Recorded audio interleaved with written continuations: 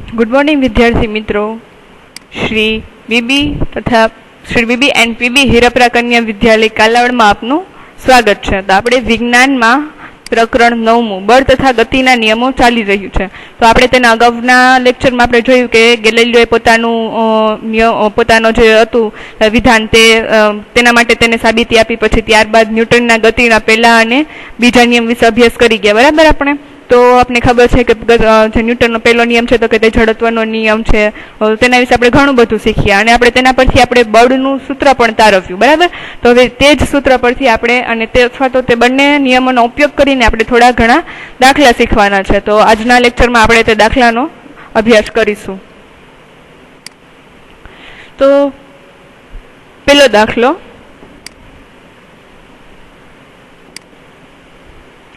के एक 5 किलोग्राम द्रव्यमान धरावती वस्तु એટલે કે તે એક વસ્તુ છે તો કે તેનું બળ કેટલું દળ કેટલું આપવામાં આવેલું છે આપણને 5 કિલોગ્રામ એટલે કે m એટલે કે માસ બરાબર શું થશે 5 કિલોગ્રામ થશે। બરાબર। પછી વસ્તુ પર 2 સેકન્ડ માટે અચળ બળ લાગે છે તો કે તે સમય બતાવે છે 2 સેકન્ડ છે એ શું બતાવે છે સમય બતાવે છે કે 2 સેકન્ડ માટે લાગે છે। પછી વસ્તુનો વેગ શું છે વેગ કેટલો છે તો કે 3 મીટર પર સેકન્ડ થી વધારીને 7 મીટર પર સેકન્ડ એટલે કે અહીંયા પ્રારંભિક વેગ જોઈએ તો કે તે સ્ટાર્ટ કેટલાથી થાય છે તો કે 3 એટલે કે આપણે પ્રારંભિક ને u વડે દર્શાવીએ છીએ તો u કેટલો થશે 3 મીટર પર સેકન્ડ અને અંતિમ વેગ વધીને કેટલો થાય છે તો કે 7 તો કે આપણે અંતિમ વેગને v વડે દર્શાવીએ છીએ તો v કેટલો થશે 7 મીટર પર સેકન્ડ। બરાબર। તો હવે શું કીધું છે કે બળનું મૂલ્ય શોધો तो बल एटले के शुं थशे F। तो आपणे F शोधवानो छे। बराबर। तो हवे आपणे आ सूत्र आपणे जोईए तो के m t u v बधुं आपेलुं छे तो आपणे F शोधी सकीए। तो आपणे F नुं सूत्र शुं लखशुं F = m काउंसमां v minus u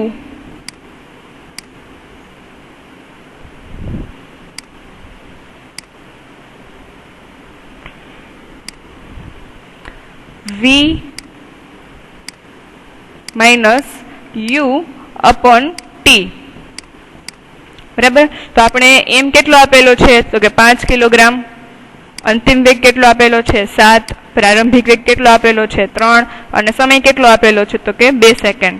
તો આના પરથી આપણે નું સાદું રૂપ આપીએ તો કે 5 7 માંથી 3 જશે તો 4 ના છેદમાં 2 તો 5 ચોક 20 20 ના છેદમાં 2 तो केटलू आवशे अहींया 10 અને એકમ શું લાગુ પડશે તો કે ન્यूटन। तो કે શા કારણે ન્यूटन તો કે આપણે અહીંયા બળ શોધવાનું હતું F એટલે એનો એકમ શું છે ન્यूटन એટલે અહીં કેટલું આવશે 10 ન્यूटन। બરાબર। તો આ બળ આપણે મળી ગયું। શું કીધું છે કે જો આ બળ 5 સેકન્ડ માટે આપણે અત્યારે અહીં કેટલા સેકન્ડ માટે લગાડતા હતા 2 સેકન્ડ માટે, પરંતુ હવે આ બળ કેટલા સેકન્ડ માટે લગાડવાનું છે 5 સેકન્ડ માટે। તો હવે તેનો ફરીથી t શું થશે 5 સેકન્ડ થશે। बराबर। तो एना माटे आपणे जोईए तो के सूत्र तो आज रहेशे F = m काउंसमां v minus u upon t। बराबर। हवे F आपणे केटलो मळ्यो तो के 10 तो आपणे 10 लखी नाखीए। m केटलो आपेलो छे रकममां तो के 5 तो 5 लखी नाखीए। પછી આપણે અંતિમ વેગ તો શોધવાનો છે એટલે આપણે v રાખશું। અહીં કીધું છે કે અંતિમ વેગ કેટલો હશે એટલે આપણે v શોધવાનું છે એટલે આપણે v નો v રાખશું અને પ્રારંભિક વેગ કેટલો આપેલો છે 3 અને હવે કેટલા સમય માટે આપણે લગાડવાનું છે તો કે 5 સેકન્ડ માટે। આ નવો સમય છે આપણા માટે તો એને 5 લખશું આપણે। બરાબર। તો હવે આને આપણે સાદું રૂપ આપીએ તો શું થશે કે आ 5 छे ई छेदमां छे तो सामेनी साइड जशे तो गुणाकारमां थई जशे तो शुं थशे 10 × 5। बराबर। अने आ 5 छे तो के ई सामेनी साइड जशे तो भागाकारमां जशे तो छेदमां 5। आ 5 छे ई सामेनी साइड जशे तो भागाकारमां जशे। बराबर। એટલે ઈ છેદમાં 5 વયા ગયા અને આ 3 છે એ માઈનસ છે સામેની સાઈડ જશે તો પ્લસ થશે એટલે +3 બરાબર v। આપણે વેગ શોધવાનો છે। બરાબર। હવે આ 5 ને આ 5 કેન્સલ થઈ ગયા તો શું વધ્યું 10 + 3 બરાબર v। तो बंनेनो सरवाळो शुं थशे 13 तो के v बराबर 13 शुं आपने जवाब मळ्यो 13 અને એનો એકમ શું થશે તો કે મીટર પર સેકન્ડ કેમ કે વેગનો એકમ શું થશે મીટર પર સેકન્ડ। તો આપણને જવાબ મળી ગયો। તો પછી હવે ત્યારબાદ બીજો દાખલો જોઈએ।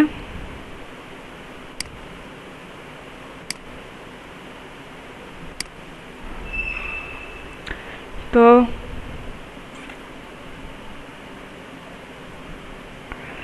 બીજો દાખલો, કોઈ બાબતમાં વધારે બળની જરૂર પડે છે. આપણને અહીંયા બે બાબત દર્શાવવામાં આવેલી છે, તો કે બે બાબતમાંથી શેમાં વધારે જરૂર પડે છે? બરાબર, બળની. એટલે કે આપણે બળ એટલે કે એફ શોધવાનું છે. બળની જરૂર પડે છે એટલે કે બળ એટલે કે એફ આપણે શોધવાનું છે. બરાબર. અને શું આપેલું છે? તો કે 2 કિલોગ્રામ દ્રવ્યમાન ધરાવતી વસ્તુને કેટલા દરે પ્રવેગિત કરવામાં આવે છે? તો કે 5 મીટર પર સ્ક્વેરના. બરાબર. તો આપણને એક આપેલું છે અહીંયા એક પદાર્થ વિશે, જ્યારે અહીંયા બીજા પદાર્થ વિશે કીધું છે કે બીજા પદાર્થનું દ્રવ્યમાન કેટલું છે? તો કે 4 કિલોગ્રામ અને તેનો પ્રવેગ કેટલો છે? તો કે 2 મીટર પર સેકન્ડ સ્ક્વેર. બરાબર. તો અહીંયા બે અલગ અલગ પદાર્થ વિશે વાત કરવામાં આવેલી છે, એટલે આપણે M1 લેશું. તો M1 એટલે આપણને કેટલું દ્રવ્યમાન આપેલું છે? 2 kg. બરાબર. પછી તે જ પદાર્થ છે, તે જ વસ્તુ, તો કે તેનો દર કેટલો છે? પ્રવેગ કેટલો છે? 5 મીટર. એટલે આપણે એને પ્રવેગને એ વડે દર્શાવશું, પરંતુ હજી પ્રથમ વસ્તુની જ વાત થાય છે એટલે આપણે એને પણ 1 વડે દર્શાવશું. અને કેટલું આવશે? 5 મીટર પર સેકન્ડનો વર્ગ. બરાબર. હવે એવી રીતે બીજો પદાર્થ લઈએ તો કે એનું M2 થશે. તો એનું કેટલું આપેલું છે? 4 કિલોગ્રામ. અને તે બીજા જ પદાર્થનો પ્રવેગ છે, તો કે તે કેટલો આપેલો છે? 2 મીટર પર સેકન્ડનો વર્ગ. તો આના પરથી આપણે બળ શોધી શકીએ, બંને પદાર્થનું બળ શોધી શકીએ. આ પેલો પદાર્થ છે અને આ બીજો પદાર્થ છે, તો આ બંને માટેનું બળ શોધીએ તો આપણે પેલા પદાર્થ પર લાગતું બળ સૂત્ર શું થશે? F = ma. તો આપણે અહીંયા પેલા પદાર્થનું શોધીએ છીએ એટલે કે F1 લખશું અને M1 × A1. તો આપણે જોઈએ તો કે M કેટલો આપેલો છે? M1 2 આપેલો છે અને ગુણ્યા A1 કેટલો આપેલો છે? 5 આપેલો છે. તો અહીં 5 દુ 10. આના પર કેટલું બળ લાગશે? 10 ન્યૂટન. F1 ઉપર 10 ન્યૂટન લાગે છે બળ. હવે આપણે બીજા પદાર્થની વાત કરીએ તો F2 = M2 × A2. તો બીજા પદાર્થનું દ્રવ્યમાન કેટલું છે? તો કે 4 ગુણ્યા પ્રવેગ કેટલો છે? 2. તો 4 દુ 8 ન્યૂટન. કેમ કે અહીંયા બળ શોધીએ છીએ આપણે એટલે એનો એકમ શું થશે? ન્યૂટન. બરાબર. તો આ F1 હતું કે આપણે 10 મળ્યું અને F2 કેટલું મળ્યું? 8 મળ્યું. તો કયું વધારે છે? F1 અને F2. તો બંનેમાંથી કયું વધારે છે? F1. તો આપણે F1 = F2 આપણે આવી રીતે દર્શાવી શકીએ. બરાબર. તેથી આપણે કહી શકીએ કે જે પેલો પદાર્થ છે તો કે તેનો બળ છે તેના પર વધારે બળની જરૂર પડશે. ત્યારબાદ એના પછીનો દાખલો,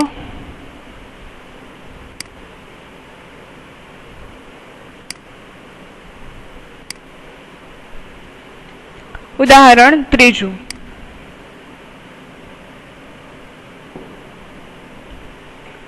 તો કે 108 કિલોમીટર/ના વેગથી ગતિ કરતી કારમાં, એટલે પહેલો એનો સ્ટાર્ટિંગનો વેગ જ કેટલો છે? તો કે 108 કિલોમીટર/અવર.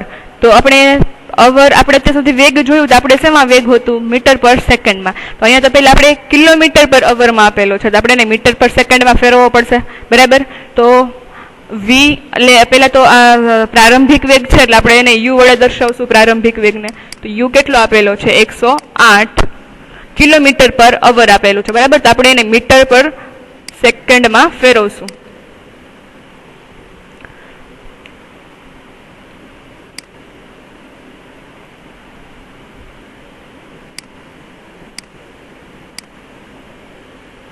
તો આપણે મીટર પર સેકન્ડમાં ફેરવવું હોય તો કિલોમીટર છે એને આપણે મીટરમાં ફેરવશું તો આપણે એને શું કરવું પડશે? 1000 વડે ગુણવા પડશે. કેમ કે 1 મીટર બરાબર કેટલા કિલોમીટર થાય?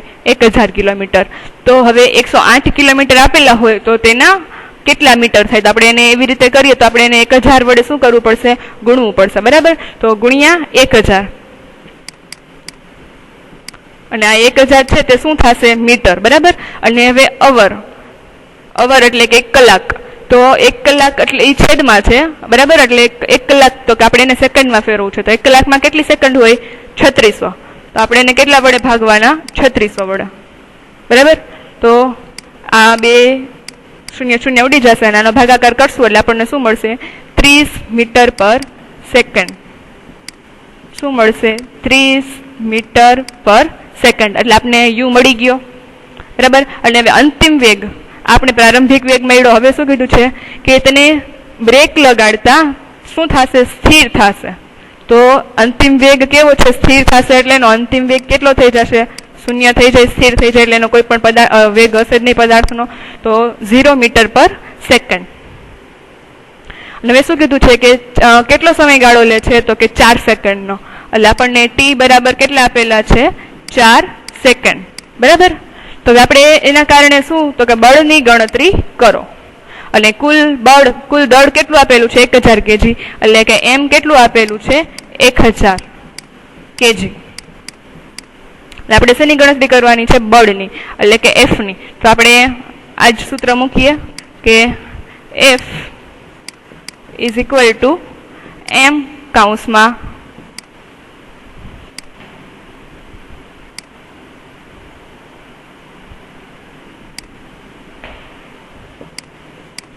F is equal to m કૌંસમાં v minus u upon t. તો આપણે m કેટલા આપેલા છે? તો કે 1000. v એટલે કે અંતિમ વેગ કેટલો મળ્યો આપણને? 0. પ્રારંભિક વેગ કેટલો મળ્યો? 30 ના છેદમાં કેટલો સમય લે છે? તો કે 4 સેકન્ડ.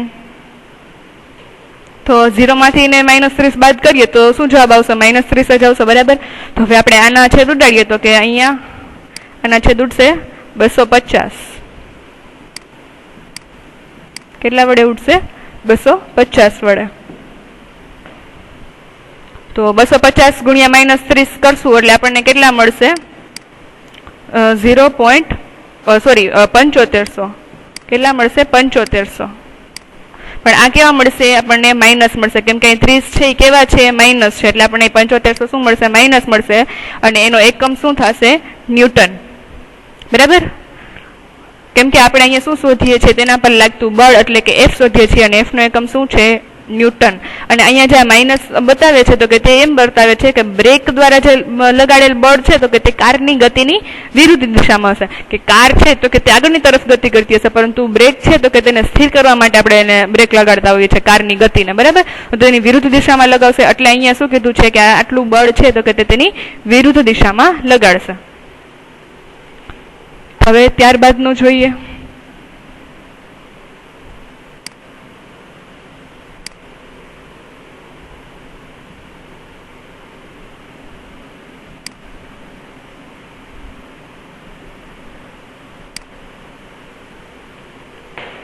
તો કે 5 ન્યૂટનનું એક બળ. 5 ન્યૂટનનું એક બળ એટલે કે આપણને ખબર પડી જાય કે બળ આપણને કેટલું આપેલું છે? F બરાબર 5 ન્યૂટન. બરાબર. હવે એવા કોઈ દ્રવ્યમાન m1 ને 10 મીટર પર સેકન્ડ સ્ક્વેરના પ્રવેગથી, પ્રવેગ એટલે a, તો એ આપણને કેટલો આપેલો છે? 10 મીટર પર. પણ A1 લેશું કેમ કે અહીંયા m1 પદાર્થનું કીધું છે. એટલે આપણે અહીંયા m1 પદાર્થ માટે એનો પ્રવેગ પણ કેટલો લેશું? A1. તો A1 બરાબર 10 મીટર પર સેકન્ડનો વર્ગ. તથા દ્રવ્યમાન m2 ને 20 મીટર પર સેકન્ડ.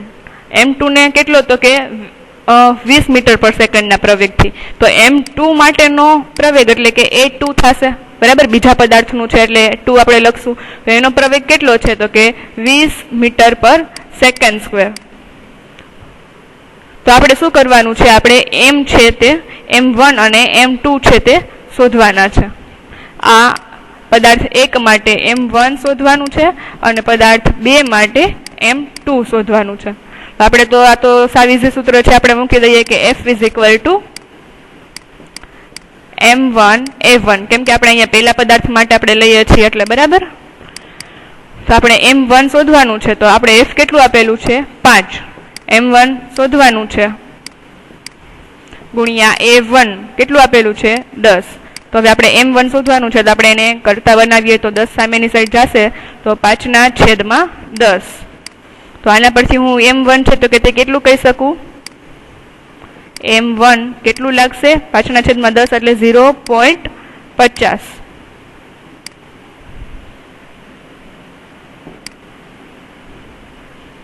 m1 કેટલું લાગશે?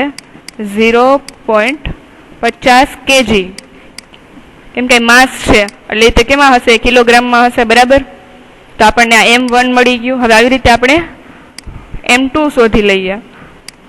તો f2 બરાબર m2 into a2. તો f2 આપણને માટે પણ f તો જો કે સમાન જ છે બંને માટે, એટલે કેટલો આપણે લેશું એને 5 લેશું. બરાબર. તો હવે આપણે 5 બરાબર શું લેશું? બંને માટે આપણે f સમાન છે એટલે આપણે અહીંયા 2 અને 1 નહીં લઈએ, આપણે f છે કેવા રાખશું? સરખા રાખશું. બરાબર. તો આપણે f બરાબર 5 લીધા. m2 શોધવાનું છે અને f2 કેટલા આપેલા છે? તો કે 20. હવે m2 શોધવાના છે તો આ 20 છે તો કે તે સામેની સાઈડ જશે તો ભાગાકારમાં જશે, આ સાઈડ ગુણાકારમાં છે એટલે તો 5/20. તો m2 કેટલા મળશે? આ 5 ચોક 20 થશે એટલે 1/4 થઈ ગયું. તો એને આપણે કેમ લખી શકાય? 0.25 લખી શકાય. 0.25 અને દળ છે આપણે માસ છે એટલે આપણે કેટલું લખશું એને? કેજીમાં લખશું એટલે 0.25. કે જ્યારે શું કીધું છે કે બંને દ્રવ્યમાનોને ભેગા બાંધી દેવામાં આવે, એટલે કે આ જે m1 અને m2 છે તે બંનેને ભેગા બાંધી દેવામાં આવે. તો ભેગા બાંધી દઈએ તો શું થશે? બંનેનો સરવાળો થશે તો m1 પ્લસ m2. તો m1 કેટલું છે? 0.50 અને m2 કેટલું મળ્યું આપણને? 0.25.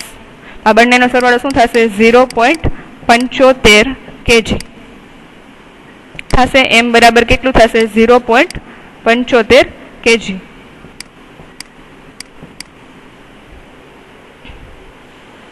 હવે શું કીધું છે કે સંયુક્ત બાંધી દેવામાં આવે એટલે આપણને સંયુક્ત બળ મળી ગયું એનું. બરાબર. દળ મળી ગયું. તો હવે આ બળ દ્વારા કેટલો પ્રવેગ ઉત્પન્ન થતો હશે? તો વળી પાછું આપણે f ઇઝ ઇક્વલ ટુ શું લેવાનું? ma. f is equal to ma. શું શોધવાનું છે? કેટલો પ્રવેગ ઉત્પન્ન થતો હશે, એટલે કે એ શોધવાનું છે. તો એને કરતા બનાવીએ તો f/m. f કેટલું આપેલું છે આપણને? 5. અને આપણે બંનેનું m1 અને m2 નું બંનેને ભેગા બાંધી દીધા પછીનું દ્રવ્યમાન આપણને કેટલું મળ્યું? તો કે 0.75. બરાબર. તો આનો જવાબ શું આવશે? 6.67 મીટર પર સેકન્ડનો સ્ક્વેર. તો આટલો પ્રવેગ હશે એનો. પ્રવેગ છે એટલે આપણે એને મીટર પર સેકન્ડના સ્ક્વેર વડે દર્શાવશું. બરાબર. તો આપણને આટલો પ્રવેગ મળી ગયો. સમજાઈ ગયું? હવે એના પછીનો દાખલો.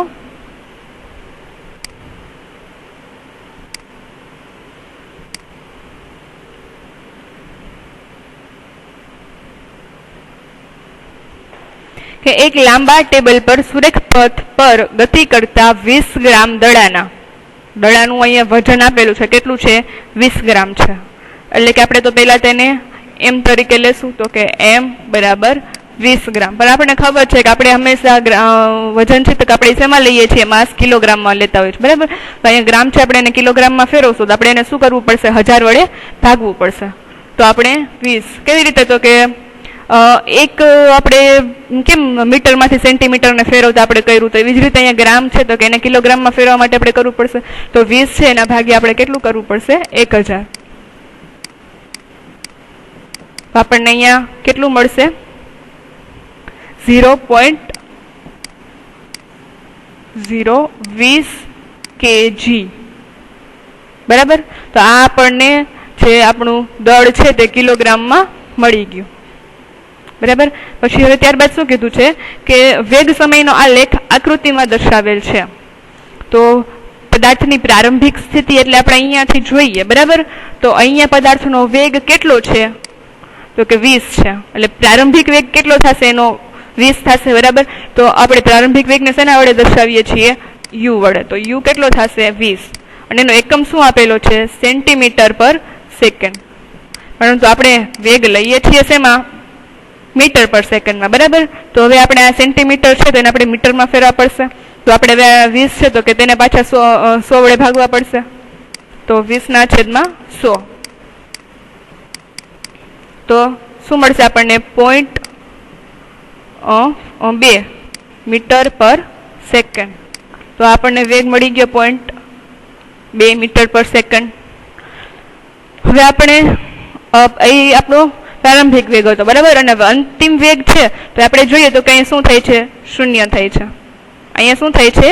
આ કયો છે અહીંથી આ શૂન્ય છે બરાબર, એટલે એ શું થશે શૂન્ય થશે, એટલે કે અંતિમ વેગ v કેટલો થાય છે 0 મીટર પર સેકન્ડ બરાબર. અને કયા સમયગાળામાં અહીંયા નીચે છે એ શું દર્શાવેલ છે સમય, તો કે ક્યારે શૂન્ય થાય છે, તો કે અહીં 10 પાસે શૂન્ય થાય છે બરાબર. જો થાય છે અહીંયા 10 પાસે શૂન્ય, તો આપણે t બરાબર શું લેશું 10 સેકન્ડ. તો હવે દડાને સ્થિર સ્થિતિમાં લાવવા માટે ટેબલ દ્વારા કેટલું બળ લગાડવું પડે, એટલે કે આપણે શું શોધવાનું છે F શોધવાનો છે. તો આપણે જે અત્યાર સુધીના દાખલા કર્યા એ મુજબ આપણે સૂત્ર મૂકી દઈએ, તો કે F = m કૌંસમાં v - u upon t. તો આપણને m કેટલો આપેલો છે, આપણે અહીંયા શોધ્યું ને કે ગ્રામમાં આપેલો, આપણે કિલોગ્રામમાં ફેરવ્યો તો આપણે કેટલો મળ્યો 0.020. અને પદાર્થનો અંતિમ વેગ કેટલો છે, તો કે 0. પ્રારંભિક વેગ કેટલો છે, તો કે આપણે પણ સેન્ટીમીટર પર સેકન્ડમાં હતું તો આપણે મીટર પર સેકન્ડમાં ફેરવું, એટલે અહીં કેટલો આવશે 0.2 ના છેદમાં કેટલા સમયગાળા માટે, તો કે 10 સેકન્ડ માટે, એટલે છેદમાં શું કરશું 10. હવે આ બંનેનો ગુણાકાર કરશું એટલે આપણને શું જવાબ મળશે, તો કે 0.004 ના છેદમાં 10. ઉપરની બે સંખ્યાનો ગુણાકાર કરશું એટલે આપણને આ મળશે કે 0.04, પણ કેવું મળશે માઇનસ મળશે, કેમ કે અહીંયા 0.2 છે, 0.2 કેવા છે માઇનસ છે બરાબર. એટલે અને હજી છેદમાં 10 છે એટલે કે 1 શૂન્ય છે, તો આપણે આને કરશું તો આમ મળશે 0.0004, પરંતુ કેવું મળશે માઇનસ મળશે. અને આનો એકમ શું થશે ન્યૂટન બરાબર, કેમ કે આપણે અહીંયા તેના પર લાગતું બળ શોધીએ છીએ, એટલે આપણને એકમ શું થશે ન્યૂટન. તો આ મળી ગયું આપણને બળ બરાબર. તો આજે બસ આટલું જ.